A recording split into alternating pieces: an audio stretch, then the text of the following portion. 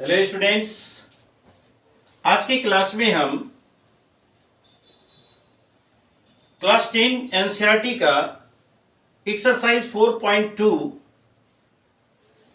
का बचा हुआ क्वेश्चन सॉल्व करने जा रहे हैं। स्टूडेंट्स, पिछले वीडियो में हम आपको एक नंबर का 5 का 5 क्वेश्चंस पूरी का सॉल्व किए थे और उसके बाद क्वेश्चन नंबर 2 में दिया हुआ एग्जाम्पल का 2 सिचुएशंस जिसको सॉल्व करना था, जिसमें से एक सिचुएशन को हम सॉल्व करके आपको दिखा चुके थे।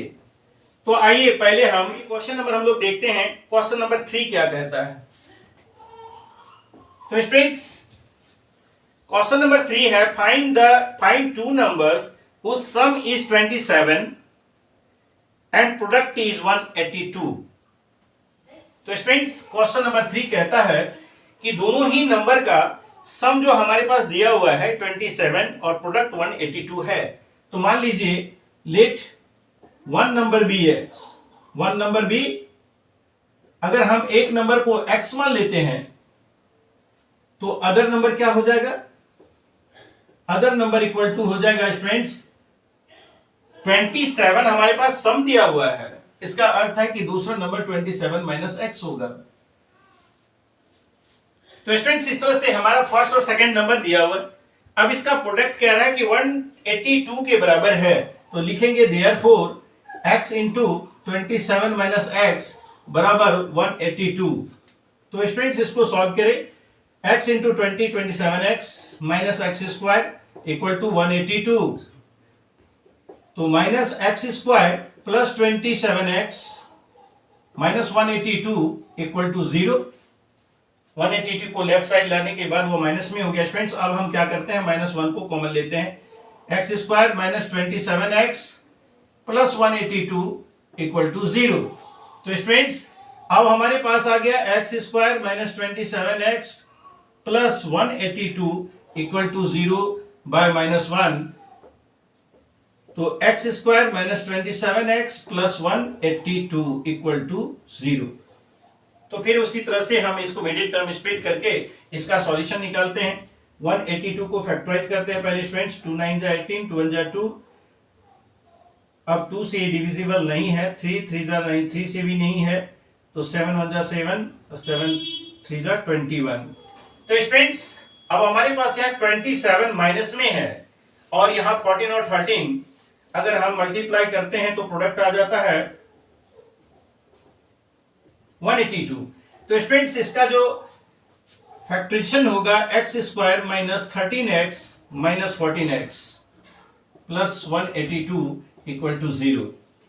तो स्टूडेंट्स, यहां पर फिर हम देखते हैं कि माइनस 13 और माइनस 14 का जो सम है वो 27 है और इसका प्रोडक्ट जो है 182 के बराबर है। तो आइए सॉल्व करते हैं। x माइनस 13 माइनस 14 कॉमन लेते हैं तो क्या होता है, x माइनस 13 इक्वल टू 0। यानी students, x minus 13 equal to 0, sorry x minus 13 को फिर कॉमन लेते हैं और x माइनस 14 इक्वल टू 0। तो हमारे पास अब x माइनस दोनों को इक्वेट करने के बाद 0 के साथ हमारे पास होता है 13 और 14। जो आंसर आएगा 0 plus 13 equal to 13 and x बराबर 0 प्लस 14 इक्वल टू 14। तो स्टूडेंट्स, ये नंबर है 13 और 14, यानी कि 13 और 14 इसका आंसर हो गया। तो students, hence two numbers are, लिख देते हैं hence two numbers are 13 and 14। तो पहला क्वेश्चन, ये 3 नंबर का व्हाट प्रॉब्लम, पहला क्वेश्चन सॉल्व हुआ। अब सेकंड क्वेश्चन देखते हैं स्टूडेंट्स, हमारा सेकंड नंबर क्वेश्चन क्या है, यानी कि क्वेश्चन नंबर 4 में क्या है यह देखते हैं स्टूडेंट्स।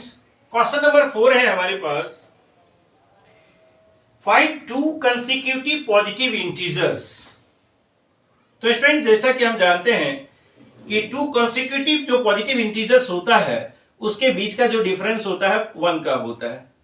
यानी आप सपोज करें कि अगर आप 5 लेते हैं तो दूसरा 6 होगा, निश्चित रूप से एक ज्यादा होता है। अब 6 लेते हैं तो 7 होगा, यानी हमेशा कंसेक्यूटिव नंबर का डिफरेंस जो है 1 होता है। यदि हम एक इंटीजर, पॉजिटिव इंटीजर को let 1 positive integer be x, अगर हम एक पॉजिटिव इंटीजर x को लेते हैं bx, then other equal to other integer equal to हो जाएगा x प्लस 1। निश्चित रूप से एक प्लस 1 होगा, x प्लस 1 होगा। तो स्टूडेंट्स यहां कह रहा है कि find two consecutive positive integers sum of which square is. अब इसका स्क्वायर का सम दिया हुआ है स्टूडेंट 365, यानी कहने का अर्थ है कि according to question in therefore में लिखेंगे x square plus x plus 1 का होल स्क्वायर, इसका वैल्यू जो सम है वो हमारे पास 365 दिया हुआ है,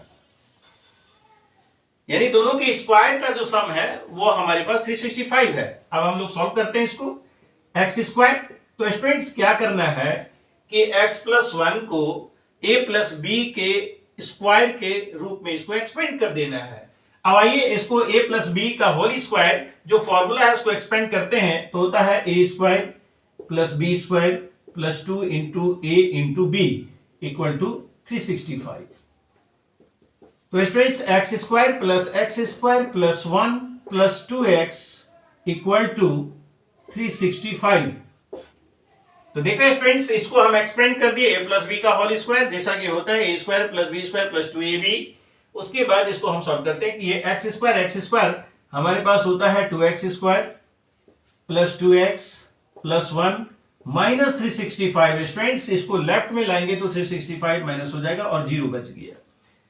अब हमारे पास जो इक्वेशन आ रहा है वो है 2x square plus 2x minus 364 equal to 0। तो स्टूडेंट्स आप चाहें तो इसको 2 कॉमन लेकर इसको आप छोटा कर सकते हैं। तो आइए 2 कॉमन लेते हैं, तो x square plus x minus 182 equal to 0। तो स्टूडेंट्स अब हमारे पास जो नंबर है वह है x square plus x minus 182 equal to 0/2, यानी x square plus x minus 182 equal to 0। तो निश्चित रूप से ये कंसेक्यूटिव नंबर होगा स्टूडेंट्स, क्योंकि प्लस और माइनस का बात है। एक 182 को अगर हम फैक्टराइज करते हैं तो 2 9 जा 18,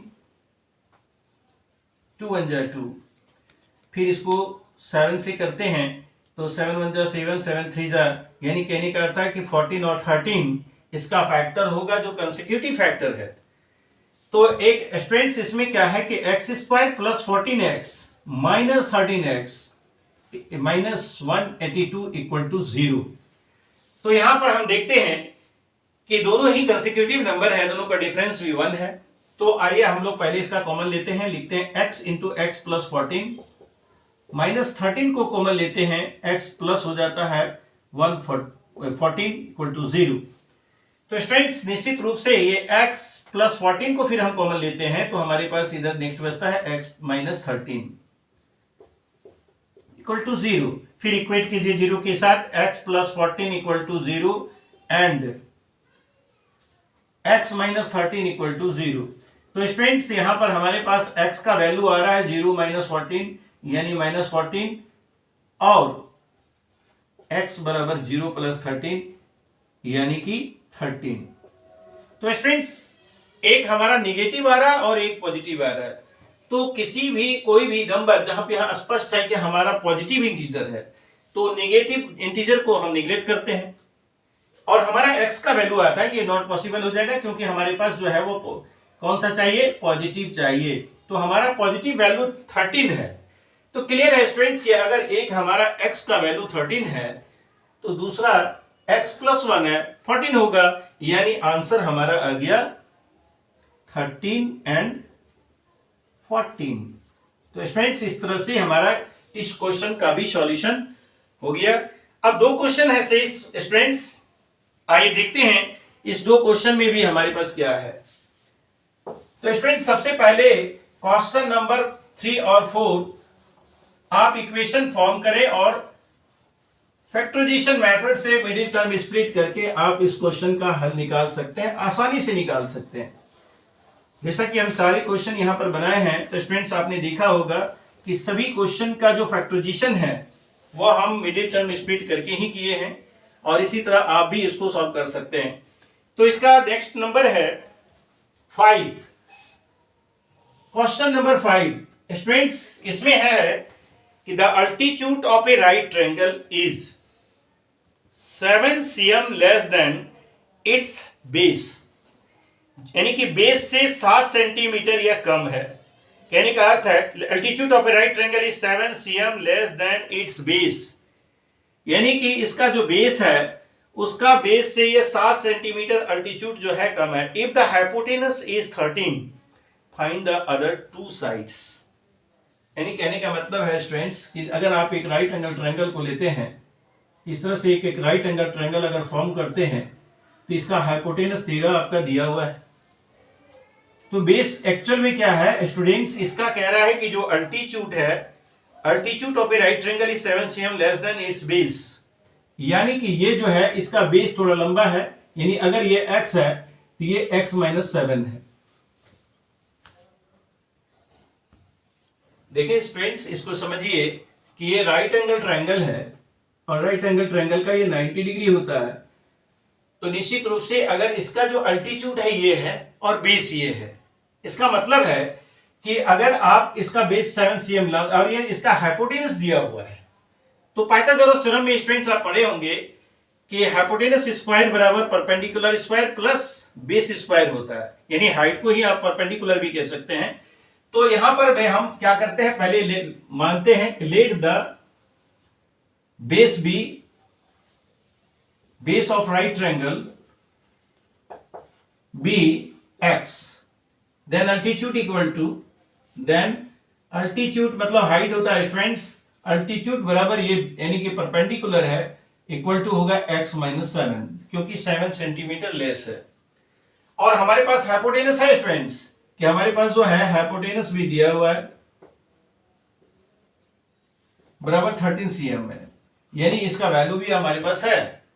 तो बाय पाइथागोरस थ्योरम से हम लोग क्या करते हैं कि x स्क्वायर प्लस x - 7 का होल स्क्वायर बराबर 13 का स्क्वायर करते हैं स्टूडेंट्स, यूजिंग पाइथागोरस थ्योरम। तो स्टूडेंट पाइथागोरस थ्योरम यूज करके आप इसको सॉल्व कर सकते हैं।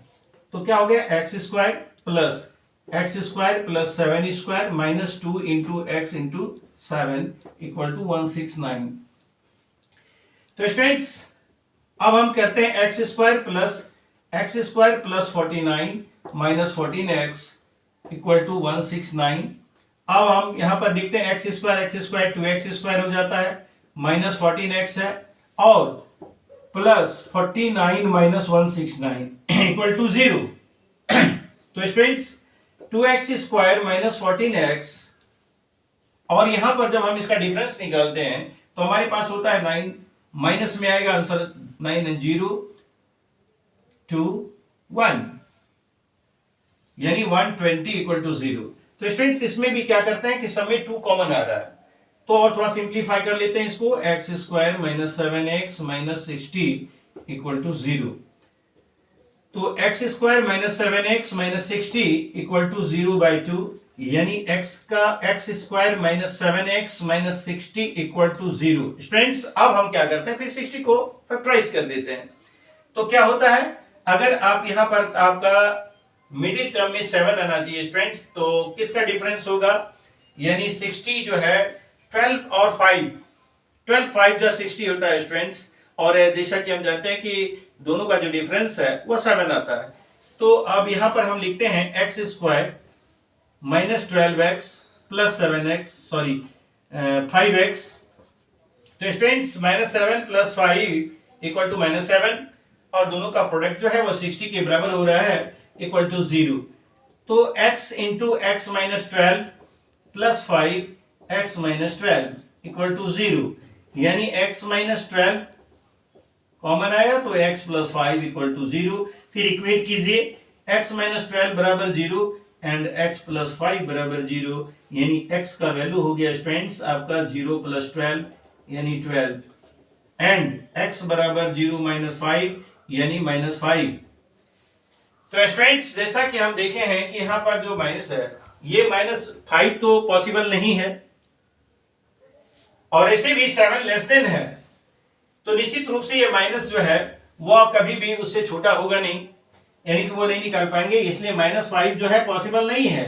इस आंसर को हम कैंसिल करते हैं, निगलेक्ट करते हैं, इसको नेग्लिजिबल है, यानी x का वैल्यू जो हमारे पास आ गया वो आ गया 12, और 12 - 7 यानी हमारा अल्टीट्यूड है 5। तो इस तरह से स्टूडेंट्स हमारा जो आंसर आया वो आया 5 सेंटीमीटर और 12 सेंटीमीटर, यानी कहने का मतलब है हेंस लिखकर हम लिखेंगे हेंस बेस बराबर 12 एंड अल्टीट्यूड बराबर 12 - 7 यानी 5 cm। तो स्टूडेंट्स 12 एंड 5 cm हमारा आंसर आ गया, यानी अल्टीट्यूड और बेस को अलग अलग हम लोग लिख लिए। तो आइए स्टूडेंट्स ये भी क्वेश्चन सॉल्व हुआ, और इसमें हम आंसर आपको निकाल कर दिखाएं कि बेस और अल्टीट्यूड क्या होगा, इस तरह से आप सॉल्व कर सकते हैं। तो लास्ट क्वेश्चन देखते हैं स्टूडेंट्स, इस एक्सरसाइज का लास्ट क्वेश्चन है। लास्ट क्वेश्चन क्या है? तो स्टूडेंट्स 6 नंबर क्वेश्चन इसका लास्ट है। अच्छी तरह इसको समझें और अच्छे से इसको बनाने का प्रयास करें, और स्टूडेंट्स आप बार बार अगर प्रैक्टिस करेंगे तभी आपका मैथ अच्छा हो सकता है। केवल 1-2 क्वेश्चन सॉल्व करने से कुछ नहीं होगा, इससे रिलेटेड और भी क्वेश्चन आप सॉल्व करें, प्रैक्टिस करें, बार बार बनाएंगे तो आपका ज्यादा से ज्यादा बेहतर मैथ हो पाएगा। तो स्टूडेंट्स आइए लास्ट क्वेश्चन देखते हैं क्या है। एक cottage industry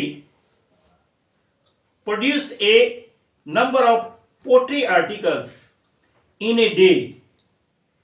It was observed on a particular day that the cost of production of each article was 3 more than twice the number of articles produced on that day.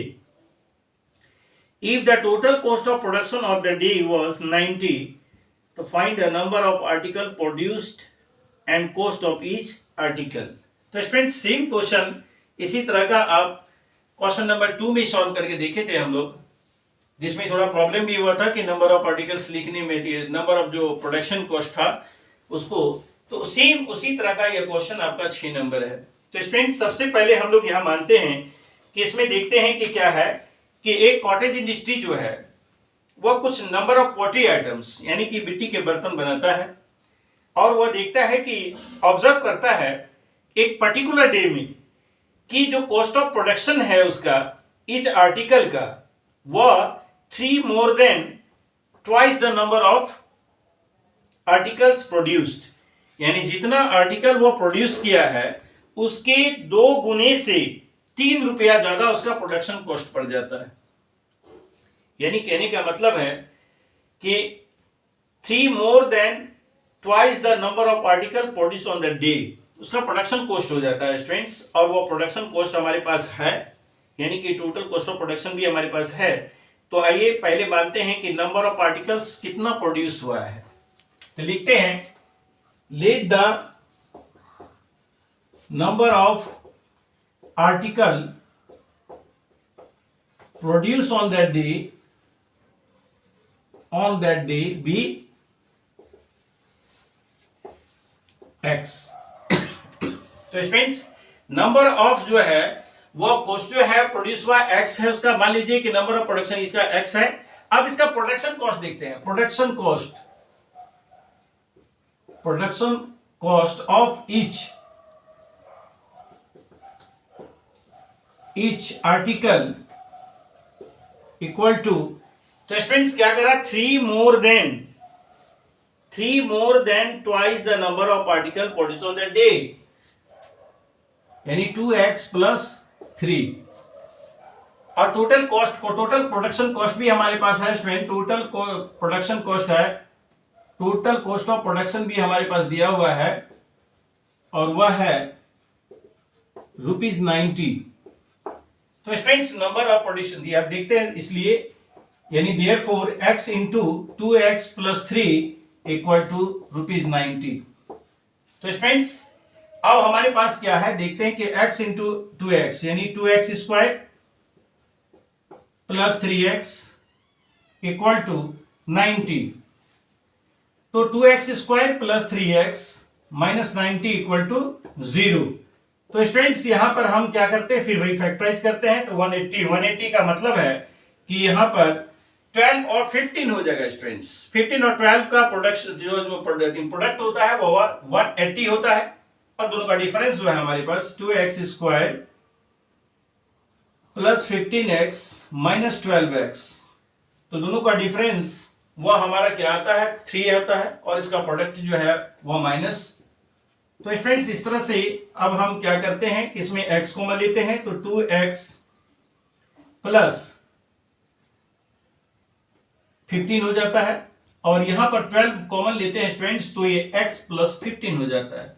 Sorry students, यहां पर 90 में 12 में तो क्या लेंगे, इसका हम 6 लेते हैं स्टूडेंट्स। यहाँ 2x चाहिए था 6, तो 2x प्लस 15 होगा, यानी 2x प्लस 15 कॉमन आ गया, और x माइनस 6 इक्वल टू 0। तो स्टूडेंट्स ये आप फिर इक्वेट करते हैं, 2x plus 15 equal to 0 and x minus 6 equal to 0। तो x बराबर 2x बराबर 0 माइनस 15 एंड x बराबर 0 प्लस 6। तो स्टूडेंट्स यहां पर 2x बराबर हो गया 15, यानी x बराबर 15/2, और यह x बराबर हो गया 6। तो स्टूडेंट्स अब हमारे पास यहां x का 2 वैल्यू है, और ये फ्रैक्शन में है 7 पॉइंट इतना, यानी कहने का अर्थ है कि हमारा जो क्वेश्चन व नंबर ऑफ आर्टिकल्स हमारे पास कितना होगा 6 है। और अगर 6 होता है तो यहां पर फ्रैक्शन में तो कोई नंबर तो होगा नहीं, तो स्टूडेंट्स जो फ्रैक्शनल नंबर यानी कि 7.5 तो नंबर आ नहीं सकता है, इसलिए इसको हम लोग क्या करते हैं, निगलेक्ट करते हैं, है ना, इसको नेग्लिजिबल कर देते हैं, नेग्लिजिबल है। और या नॉट पॉसिबल कर सकते हैं कि number of production can not be fraction in fraction, यानी आप ये भी लिख सकते हैं कि number of articles can not be fraction. तो इसलिए हमारा आंसर हो गया x बराबर, देयरफॉर x बराबर हम 6 लिखेंगे, यानी कहने का मतलब है hence number of articles produced, number of articles produced be 6 है, और कॉस्ट ऑफ ईच आर्टिकल हो गया स्टूडेंट्स 2 into 6 plus 3, यानी कि 12 plus 3 यानी 15 रुपीज 15। तो आंसर हो गया स्टूडेंट्स आपका ये 6 और रुपीज 15, ये आपका आंसर हो गया, यानी कि नंबर ऑफ आर्टिकल्स आपका 6 हो गया, और कॉस्ट ऑफ प्रोडक्शन जो है इसका एक आर्टिकल का वो 15 रुपया हो गया। तो स्टूडेंट्स इस तरह से 4.2 समाप्त हुआ।